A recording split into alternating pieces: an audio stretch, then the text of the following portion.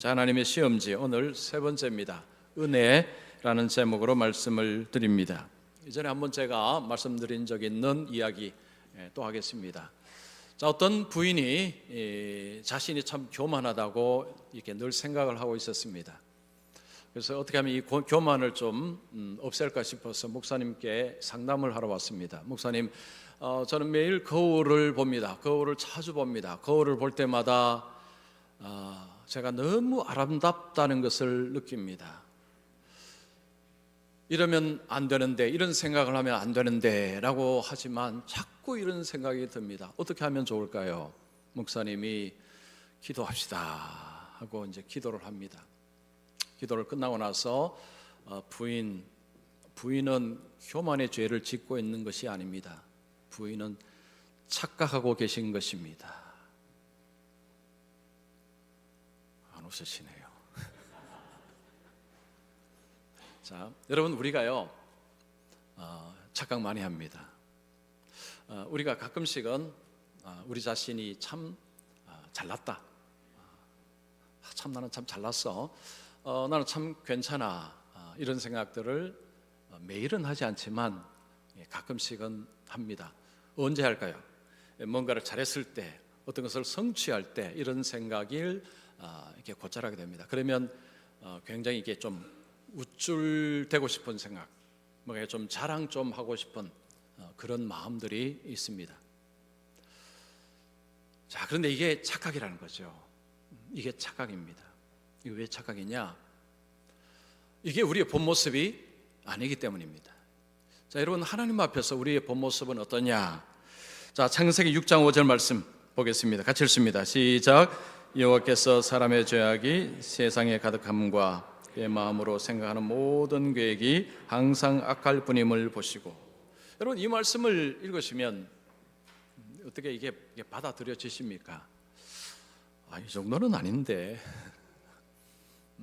이게 좀 반발심이 생기는 말씀이 사실 이런 말씀입니다. 늘 뭐 악한 생각을 하고 사는 것도 아닌데 늘 악하다는 이런 표현 자체가 사실은 마음에 좀 반발하고 싶은 이런 생각이 들기도 합니다. 우리가 사람 대 사람을 볼 때는요, 참 저분 괜찮다, 참 저분 좋다, 그렇게 생각하고 또 그렇게 이해를 합니다. 자, 그런데 하나님이 사람을 보실 때 우리가 사람을 보는 것하고 하나님이 우리를 보시는 것은 이게 다르다는 것입니다. 하나님이 나를 보실 때, 하나님이 사람을 보실 때는 속을 보십니다. 중심을 보십니다. 그 사람의 깊이 있는 것을 보십니다. 자, 그것을 보실 때에 인간의 모습이 이렇다라는 것입니다. 자, 그런데 우리는 그런 모습을 인정하지 않고 내가 잘났다, 괜찮다, 뭐 이런 생각을 한다면 그야말로 착각하고 사는 것입니다. 여러분, 대단하지 않는 사람이 자기를 대단하다고 여길 때 어떤 삶에 어떤 문제가 일어날까요? 은혜를 알지 못합니다. 여러분, 그런 삶을 사는 사람은요, 은혜를 알 수가 없습니다. 왜 그럴까요? 잘났기 때문에. 내 힘으로, 내 능력으로 얼마든지 살 수 있습니다. 은혜가 필요하지 않는 것입니다. 그래서 은혜를 모릅니다. 내게 주어진 것은 은혜가 아닙니다. 내가 열심히 노력하고 애써서 가진 것입니다. 내가 괜찮다, 내가 뭔가를 할 수 있다라는 이런 생각 속에서 은혜가 자리를 잡을 수가 없습니다. 그래서 우리가 이런 착각을 하게 되면 하나님 우리에게 시험지를 주십니다. 시험 문제를 내주십니다. 시험 문제를 통해서 우리로 하여금 깨닫게 하십니다. 아하, 내가 대단한 사람이 아니구나. 나는 참 문제가 많구나. 나는 참 약한 존재구나. 나는 참 별 볼 일 없는 존재구나. 이런 생각을 가질 수 있도록 시험 문제를 주십니다. 자, 우리가 시험 문제를 받아서 어떤 답을 할 때 그걸 느낄까요? 오답할 때. 오답이 무엇입니까? 불순종입니다. 여러분, 우리가 불순종을 하게 되면 삶이 계속 가다 보면 공허해지고 여러 가지 문제가 발생하고 여러 가지 불행한 일들이 이제 오게 됩니다.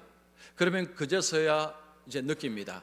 내 생각대로 산다는 것이 옳지 않다는 것을 그제서야 느낍니다. 자, 그런 가운데서 하나님은 은혜를 주십니다. 우리가 오답을 써서 우리 스스로가 문제를 일으켰는데, 그런데 하나님은 그 다음에 은혜를 베푸십니다. 이것이 여러분 성경이 우리에게 주시는 은혜의 방식입니다. 자, 오늘 본문이 또한 그 이야기를 합니다. 여러분 오늘 말씀 집중해서 잘 들어보시기 바랍니다. 자, 첫 번째입니다. 하나님은 우리를 위해 은혜를 통하여 일하신다. 이스라엘 백성들이 애굽에서 나와서 신광야에 도착을 했습니다. 신광야에서 이스라엘 백성들 전부가 원망을 했습니다. 왜 원망했습니까? 양식이 없기 때문에. 그들은 이제 우리가 여기서 굶어 죽는구나 라고 생각했습니다. 그래서 모두가 원망을 했습니다. 하나님은 원망하는 그들에게 은혜를 베푸셨습니다. 메추라기로 만나로 먹이시되 풍성하게 배불리 먹게 하셨습니다. 이스라엘 백성들은 아침이 되면 만나를 거둘 수가 있었습니다. 그 만나를 그들이 먹을 수가 있었습니다. 이스라엘 백성들은 자신이 하루 먹을 분량의 만나를 거둘 수가 있었습니다. 그렇게 거두라고 하셨습니다. 이스라엘 백성들이 만나를 거두고 나면 땅에 아직도 만나들이 많이 있었습니다. 그 만나들은 어떻게 되었을까요? 21절 보시기 바랍니다. 무리가 아침마다 각 사람은 먹을 만큼만 거두었고 햇볕이 뜨겁게 쬐면 그것이 쓰러졌더라. 이 쓰러지다는 것은 녹았다는 것입니다. 녹아서 없어지는 것입니다. 백성들이 만나를 거두었습니다. 자기가 먹을 하루만큼의 만나를 거두고 남아있는 그 땅의 만나들은 햇볕이 내리쬐니까 녹아서 사라져버렸습니다. 흔적도 없이 사라져버렸습니다. 이것을 본 어떤 백성들은 이게 너무너무 신기했을 것입니다. 어떤 백성들일까요? 만나를 하루만큼이 아니고 그 다음 날 것까지도 거두어서 집에 두었던 사람들. 그 만나가 어떻게 됐습니까? 그 다음 날까지 남겨두었더니 벌레가 생기고 악취가 났습니다. 이것을 본 사람들은 지금 그 땅의 만나들이 녹아서 사라진 모습 보니까 너무너무 신기했을 것입니다. 똑같은 만나인데 어떻게 이렇게 다를 수가 있습니까? 하나님께서 이스라엘 백성들에게 뭔가를 가르치기를 원하셨습니다. 자, 불순종은 벌레와 악취를 불렀습니다. 하나님께서 하나님을 신뢰하도록 그렇게 훈련을 시키시는 것입니다. 자, 이스라엘 백성들은 보통 하루에 한 오멜 정도, 이것이 그들의 하루에 먹을 분량이었습니다. 보통 첫째 날부터 다섯째 날까지는 하루에 먹을 분량만큼만 거두었습니다. 여섯째 날에는 2배를 거두었습니다. 그래서 이스라엘 백성들은 첫째 날, 다섯째 날까지는 하루 분량, 여섯째 날에는 두 배, 그날 그 다음 날까지도 이틀치의 그 양식을 그들이 거두었습니다. 이것을 본 어떤 지도자들이 화들짝 놀랐습니다. 그들은 이스라엘 백성들이 왜 그렇게 하는지를 몰랐던 것입니다. 그래서 모세에게 이 사실을 보고합니다. 모세님, 좀 백성들이 내일 것까지 거두고 있습니다. 이러면 안 되지 않습니까? 라고 한 것입니다. 여러분 23절에 보면 여호와께서 이같이 말씀하셨느니라. 모세는 하나님께서 내일은 안식일이기 때문에 오늘 2배로 거두라고 말씀하셨다라고 이야기합니다. 계속 보시면 내일은 휴일이니 여호와께 거룩한 안식일이라. 너희가 구울 것은 굽고 삶을 것은 삶고 그 나머지는 다 너희를 위하여 아침까지 간수하라. 자, 모세가 이야기합니다. 오늘 여섯째 날은 2배를 거두고 그 만나를 삶고자 한다면 삶고 굽고자 하면 굽고 마음대로 알아서 조리해서 먹으라는 것입니다. 그 다음 날까지 그 음식을 남겨두라라고 이야기를 합니다. 자, 백성들은 이제 모세의 어떤 이 요구대로 그들은 2배를 거두었습니다. 자, 2배를 거두고 그 다음 날까지 만나가 이렇게 넘어갔습니다. 남겨졌습니다. 집안에 첫째 날부터 다섯째 날까지는 더 거두어서 남겨두니 벌레와 악취가 났습니다. 자, 그러면 여섯째 날 2배를 거두어서 그 다음에 남겨진 음식에게는 어떤 일이 벌어졌습니까? 24절 보겠습니다. 그들이 모세의 명령대로 아침까지 간수하였으나 냄새도 나지 아니하고 벌레도 생기지 아니한지라. 이 신기한 일이 벌어졌습니다. 첫째 날부터 5째 날까지 더 거두어서 남겨둔 만나에는 벌레와 냄새가 났습니다. 그러나 6째 날 2배를 거두어서 남겨진 만나에는 냄새도 안 나고 벌레도 먹지 않았습니다. 어떻게 이런 일이 벌어졌을까요? 하나님이 하신 것입니다. 하나님께서 하신 것입니다. 자, 이걸요 이렇게 해석하는 사람들도 있습니다. 자연이 한 것입니다. 자연. 이게 자연적인 현상으로 설명하는 것입니다. 자연이 첫째 날부터 5째 날까지는 그 만나에 벌레가 생기고 냄새가 나도록 그렇게 했고, 7째 날에는 그 자연이 벌레가 생기지 않고 악취가 나도록 그렇게 한 것입니다. 이것을 자연의 섭리 이렇게 부릅니다. 여러분, 말이 됩니까 이거? 말이 됩니까? 대답을 해보세요. 대답을.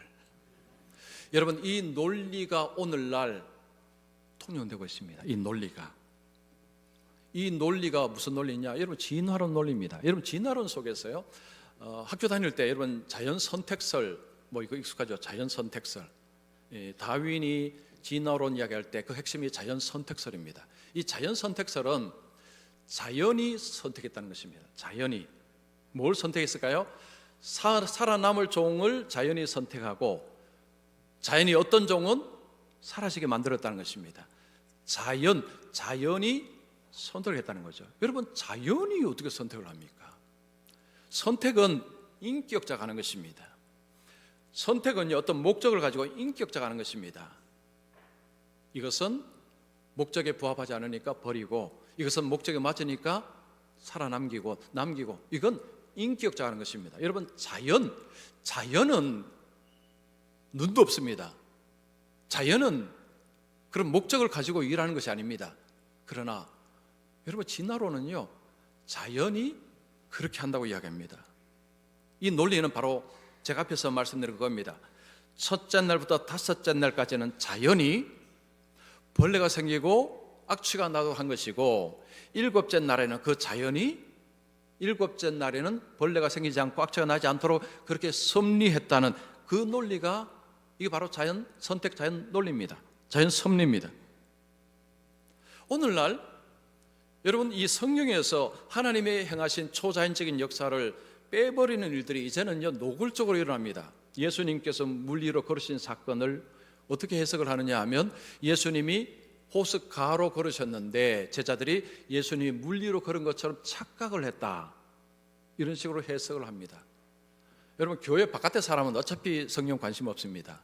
교회를 다니는 교회 안에서 어떤 신학자들이 이런 해석을 합니다. 그래서 성경에서 하나님께서 초자연적으로 하신 이런 기적들을 전부 자연적인 현상으로 설명을 하기 시작합니다. 그렇게 되면 여러분, 창조라는 것은요 이건 있을 수 없습니다. 그래서 이 창조 설명을 못하고요, 부활 설명이 안 되고, 지옥도 설명이 안 되고요, 천국도 설명이 안 되고, 사탄도 설명이 안 됩니다. 천사도 설명 못합니다. 여러분, 그거 빼고 나면 결국은 뭘 빼고 싶은지 아십니까? 하나님. 여러분, 그런 주장이 결국은, 그 뒤에 사탄의 주장이 결국은 빼고 싶은 존재는 바로 하나님입니다. 하나님을 빼고 싶어서 그런 이야기를 하는 것입니다. 자, 유튜브에 제가 그 아주 재밌는 것을 하나 이렇게 보고 제가 하나 소개를 해드립니다. 무신론 철학자 교수하고 예수 믿는 학생하고 이렇게 대화를 하는데, 아마 여러분 보신 분이 계실지 모르겠습니다. 이 무신론 철학가 교수가 노골적으로 신이 없다는 것을 이야기를 하는데, 여기에 대해서 이제 학생이 반박을 하는 것입니다. 자, 교수가 예수 믿는 학생을 한 명 이렇게 세웁니다. 이렇게 말합니다. 내 동생은 암으로 죽었네. 죽기 전에 신에게 낫게 해달라고 기도했는데 신은 낫게 해주지 않았네. 보통 사람은 누군가 아프면 최소한 도와주려고 하네. 그런데 신은 내 동생에게 그렇게 하지 않았네. 그 신이 어떻게 선하다고 할 수 있나? 본인 동생이 암으로 이제 힘들어하면서 하나님께 살려달라고 했는데 하나님은 전혀 도와주지 않았다는 거죠. 그 신이 어떻게 선할 수 있는가라고 질문한 것입니다. 학생은 대답을 하지 않았습니다. 교수가 말합니다. 이 질문에 대답하기 어려울 걸세. 다시 질문합니다. 자네 신은 선한가? 네, 선합니다. 악마는 선한가? 아니요, 선하지 않습니다. 세상에 악이 있지? 네, 있습니다. 그 악은 누가 만들었나? 학생은 대답하지 않습니다. 교수는 말합니다. 자네 신을 본 적이 있는가? 자네는 신을 한 번이라도 촉각으로 느끼거나 맛보거나 냄새로 맡은 적이 있는가? 학생은 없습니다. 대답을 합니다. 교수는 이윽고 학생에게 질문합니다. 신은 없네 라고 이야기합니다. 자, 그때 학생이 교수에게 역으로 질문합니다. 교수님, 어둠은 존재하나요? 아유, 어둠 존재하지. 아니요, 교수님, 어둠 존재하지 않습니다. 어둠은 빛의 부재입니다. 빛이 없으니까 어둠이 있는 것입니다. 빛이 있는 곳에는 어둠이 없습니다. 빛은 여러 갈래로 나눌 수 있습니다. 더 밝은 빛, 덜 밝은 빛, 이게 되지만 어둠은 그게 안 됩니다. 빛이 없는 곳에 어둠이 존재할 뿐입니다. 교수님은 생각을 하시지요. 생각하지. 교수님은 교수님의 생각을 보신 적이 있으십니까? 냄새를 맡은 적이 있습니까? 촉각으로 느껴본 적이 있습니까? 대답을 못합니다. 교수님은 인간은 유인원에서 진화했다고 하셨지요. 교수님 그거 보셨습니까? 교수님 눈으로 보셨습니까? 교수님은 이걸 눈으로 본 사람이 있다고 생각하십니까? 아무도 못 봤습니다. 그런데도 사람들은 그런 주장을 하고 있습니다. 이것은 그들의 생각일 뿐입니다. 이것은 교수님의 생각일 뿐입니다. 교수가 아무런 대답을 못했습니다. 여러분, 세상에는요 초자연적인 일들이 얼마나 많이 일어나는지 모릅니다. 그러나 이것을 눈을 감고 거부를 합니다. 하나님이 하셨다고 하는 것을, 하나님이 하셨다는 것을 말하기 싫은 것입니다. 자연의 현상으로 전부 설명을 하려고 합니다. 여러분, 그런 설명이 되면요 이게 옥지 설명이 됩니다. 이게 안 맞다는 거죠. 논리적으로 이게 받아들여지기 어렵다는 것입니다. 그러나 여러분, 하나님의 관점으로 하나님이 하셨습니다. 그렇게 하면 이게 맞아 들어갑니다. 이게 맞아 들어갑니다.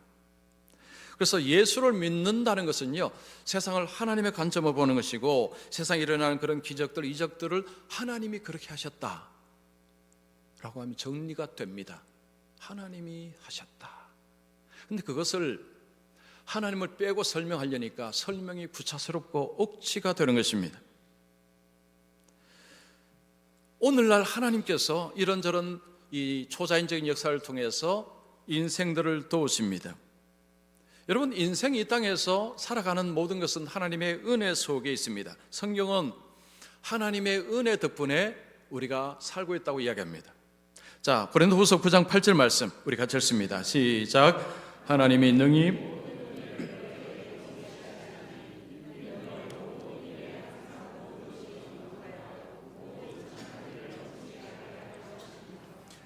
능히 모든 은혜를 너희에게 넘치게 하시나니. 자, 하나님께서 은혜를 넘치게 부어주시는데 그 안에는 초자연적인 역사들이 들어갑니다. 성경은 우리가 많은 것을 누리고 우리가 이렇게 살고 있는 것은 하나님의 은혜 덕분이라 이렇게 말씀을 합니다. 하나님이 우리들을 위해서 일하실 때에 그 통로는 은혜라는 것입니다. 하나님은 은혜를 통해서 우리에게 좋은 것을 주십니다. 그래서 우리 모두는 하나님의 은혜를 입고 살고 있는 것입니다. 자, 두 번째입니다. 시험지에 오답을 쓸지라도 하나님은 은혜를 베푸신다. 자, 모세는 일곱째 날은 안식일이라고 이야기합니다. 전날 2배를 거두라 라고 이야기했습니다. 자, 그러면서 안식일 날, 일곱째 날 거두러 나가도 못 거둘 것이라고 분명히 이야기합니다. 25절 보시면 모세가 이르되 오늘은 그것을 먹으라. 오늘은 여호와의 안식일인즉 오늘은 너희가 들에서 그것을 얻지 못하리라.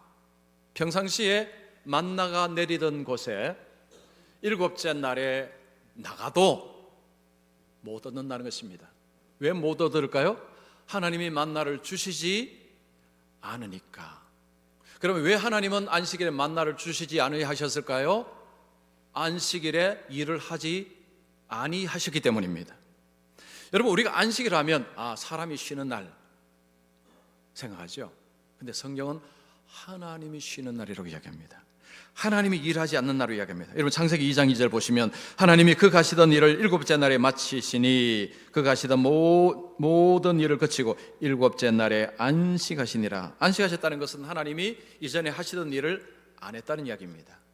하나님께서 이 일을 안 하시니 이스라엘 백성들이 만나를 구하러 가도 없다는 이야기입니다. 다르게 바꾸면요, 매일매일 만나가 내렸던 이유는 무엇입니까? 하나님이 일하셨기 때문에, 하나님이 주셨기 때문에 만나가 그들에게 왔다는 것입니다. 자, 모세는 이 안식일이라는 이야기를 하는데 사실은 아직까지 안식일 규정에 대해서 이스라엘 백성들은 잘 모릅니다.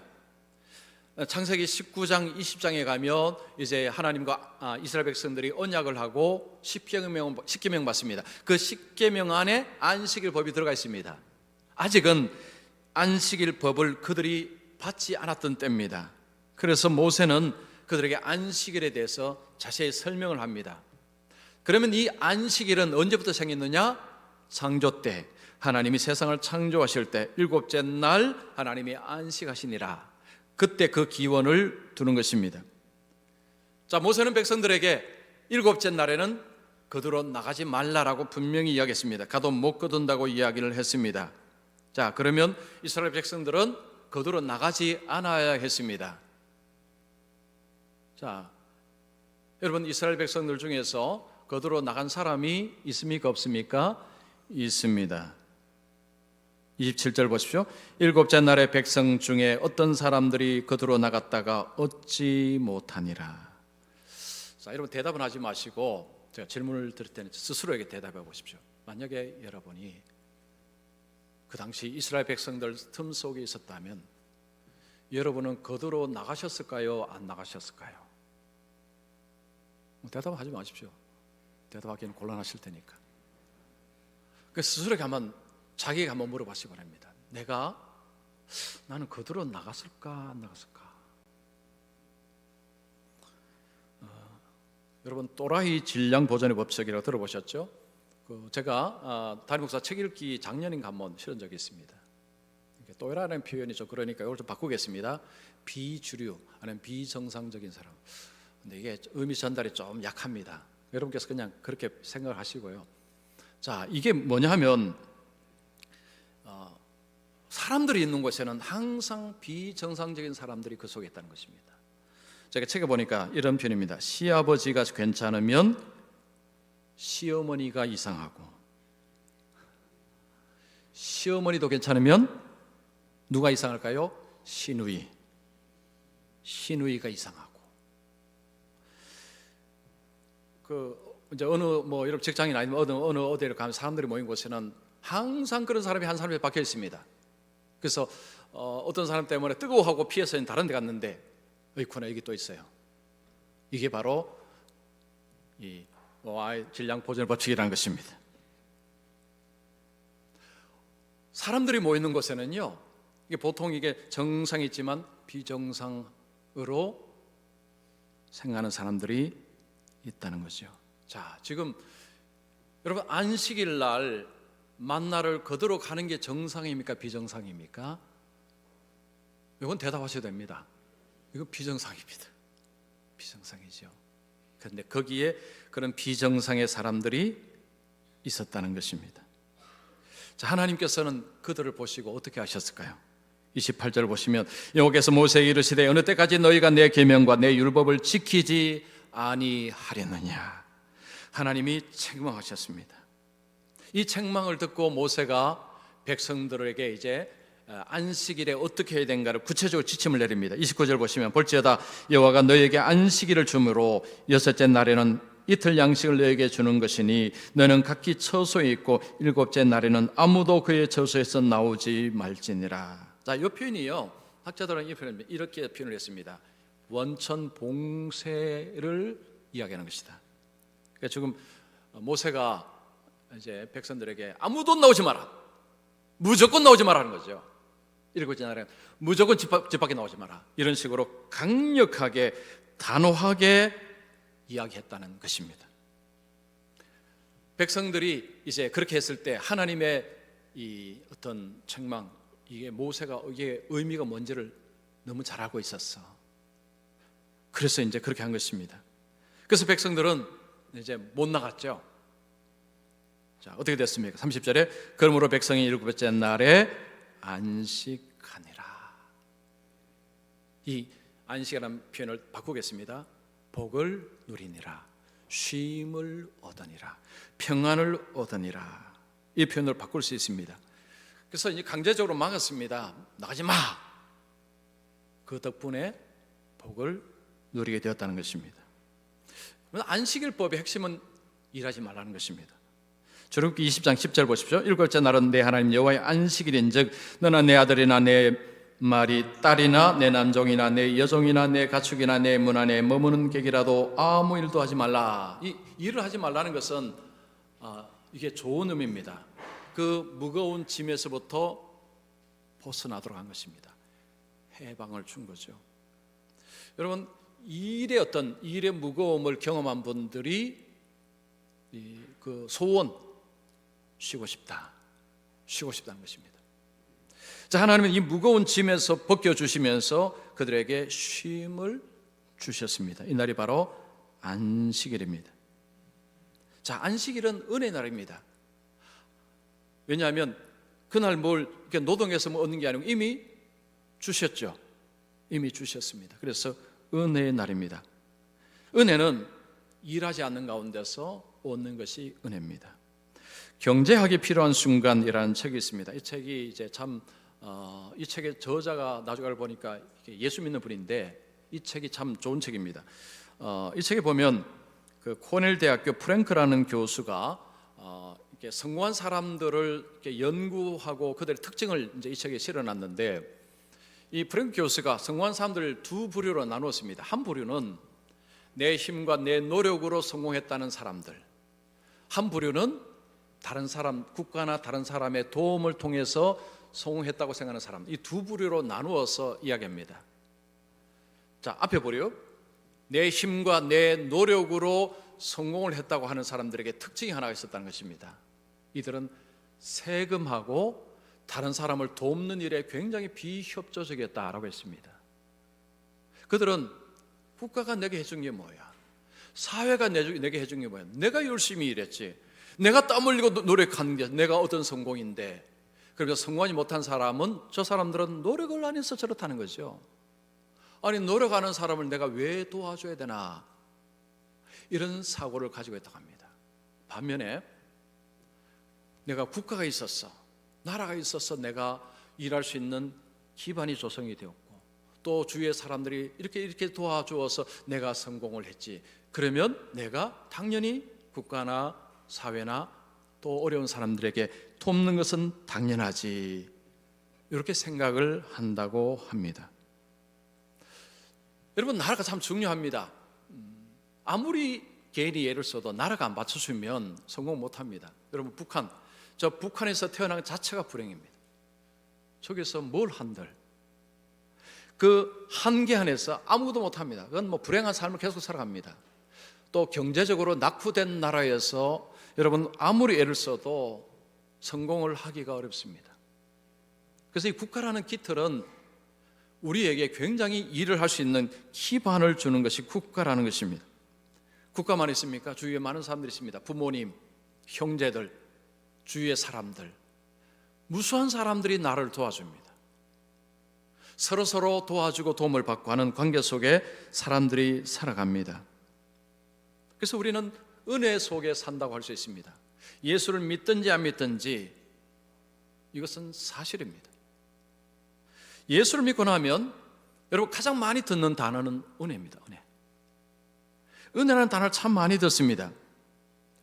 성경은 이 땅에 태어난 것도 하나님의 은혜 덕분이고, 이 땅에서 사는 것도 하나님의 덕분이고, 예수 믿어 구원받는 것도 하나님의 덕분이고, 죄 용서받는 것도 하나님의 덕분이고, 전부 하나님의 덕분이라고 이야기합니다. 성경은 그렇게 이야기합니다. 성경은 내가 잘 믿기 때문에 하나님께서 내게 이런 은혜를 베푸신다라고 말하지 않습니다. 여러분, 내가 잘 믿기 때문에 은혜를 베푸시면 그 은혜가 아닙니다. 그 보상입니다. 내가 믿기 이전에도, 그리고 믿으면서도 우리는 무수히 오답을 씁니다. 무수히 불순종합니다. 그런데 하나님은 계속해서 은혜를 베풀어 주십니다. 만약에 우리 성도님들이 하나님께 드리는 예물에 인색하다면, 하나님께 시간을 드리는데 여러분이 인색하다면, 그럼 뭘 의미할까요? 내 힘으로 살고 있습니다 라고 생각을 하고 계신 것입니다. 내가 열심히 했는데 뭐 하나님의 은혜입니까? 내가 지금까지 땀 흘리며 얼마나 열심히 살았는데, 그런 소리 하지 마십시오. 이런 것이 가슴속에 자리 잡고 있는 것입니다. 여러분, 내가 열심히 일하고 하는 것도 중요하고, 그런데 인생을 길게 생각하면 정말 내 힘으로 살 수 있는 때가요 별로 없습니다. 건강도 곧 무너지고, 사고도 무너지고, 단방에 다 무너집니다. 우리는 자기 힘으로 살 수 있는 존재가 아닙니다. 우리는 그런 존재가 못 돼요. 그래서 나는 내 힘으로 산다고 생각하면 그 인생은 너무 불행한 인생이 됩니다. 여러분, 자기 힘으로 살면요 스트레스가 얼마나 많습니까? 모든 걸 내가 다 해결해야 되니까. 인생 내 마음대로 됩니까? 안 됩니다. 그런데 내 힘으로 하려면 얼마나 스트레스를 많이 받고, 평안은 뭡니까? 평안은 다 도망가고요. 그런데 하나님께서 은혜 주셔서 내가 지금 이렇게 살고 있다, 하나님 은혜 주셔서 지금 우리 가정이 이렇다라고 생각하면요 마음에 평안이 찾아옵니다. 물론 삶에 여러 가지 어려움이 있어도 하나님께서 지금까지 이 모양 저모로 도와주셨는데 하나님이 앞으로도 도와주실 것이다 생각하면 마음에 쉼이 생깁니다. 내가 좀 부족해도요 마음의 평안을 얻을 수 있습니다. 그래서 하나님의 은혜를 기억한다는 것은 결국 하나님을 신뢰하고 있다는 거죠. 이제 하나님의 시험지라는 설교는 오늘 마감합니다. 하나님이 시험을 치시는 이유는 하나님을 신뢰하도록 훈련하기 위해서 그렇습니다. 그래서 우리 성도님들은 하나님을 신뢰하심으로 주님 안에서 주님이 주시는 쉼과 평안과 기쁨과 그 복을 누리며 살아가시는 우리 모든 분들 되시기를 축원합니다.